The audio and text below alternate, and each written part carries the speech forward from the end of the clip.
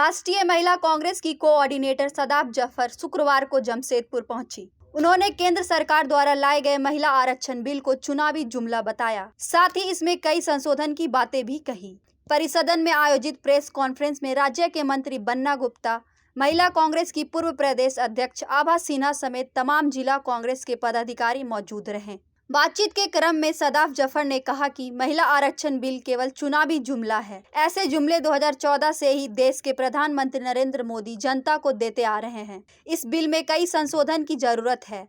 साथ ही बिल में OBC, SC, ST समाज के प्रतिनिधि को भी शामिल किया जाना चाहिए। उन्होंने कहा कि भाजपा के नेता व मंत्री खुद महिलाओं पर शोषण करते हैं। विगत कुछ वर्षों में अलग अलग राज्यों में महिलाओं पर हुए शोषण इसका जीता जागता उदाहरण है। यहाँ तक कि भाजपा की महिला नेत्रियों ने भी कई बार इस बात का जिक्र किया है, लेकिन भाजपा और केंद्र सरकार को इससे कोई सरोकार नहीं है। उन्होंने कहा कि महिला आरक्षण बिल का समर्थन कांग्रेस पार्टी ने भी किया है, लेकिन अफसोस ये ऐसा बिल है कि इसे त्वरित लागू नहीं किया जा सकता। इसे लागू करने के लिए कई वर्षों का समय लगेगा।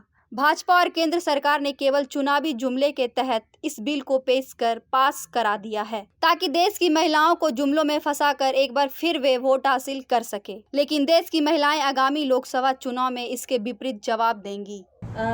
मुझे यकीन है कि 9 साल हो चुके हैं भाजपा की, मोदी सरकार की यहाँ पे भारत में राज करते हुए।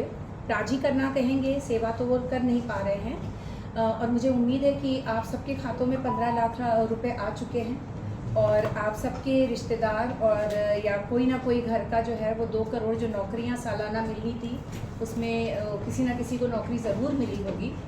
और मुझे यकीन है कि जो काला धन देश का है वो वापस आ गया है। कि ये जुमले थे जो हवा में बुलबुले की तरह छोड़े गए, चुनाव जीतने के लिए, सत्ता हासिल करने के लिए। जब आपने अनुसूचित जाति और जनजाति को स्थान दिया था अपने बिल में, तो कैसे भूल गए ओबीसी समुदाय की महिलाओं को और उनको क्यों नहीं दिया? आप उसको इस तरीके से संशोधन लाकर इस तरीके से उसको कर दीजिए कि हर पार्टी के लिए मजबूरी बन जाए महिलाओं को प्रतिनिधित्व देने की। लेकिन ये महिलाएं कौन होंगी? सिर्फ एक जाति विशेष की ना हो, वो अनुसूचित जाति से भी हो, वो अनुसूचित जनजाति से भी हो और ओबीसी से भी हो। ओबीसी को क्यों नज़रअंदाज किया जा रहा है? आखिर क्या मोदी जी को नफरत है ओबीसी से? ओबीसी के नाम पे वो सदस्यता रद्द करवाने की तो बात कर देते हैं, लेकिन जब उनकी महिलाओं को प्रतिनिधित्व देने की बात आती है तो क्यों आखिर बगले झांकने लगते हैं? क्यों इसको इंस्टीट्यूशनलाइज नहीं किया जा रहा है? हमारा सवाल सबसे बड़ा ये है।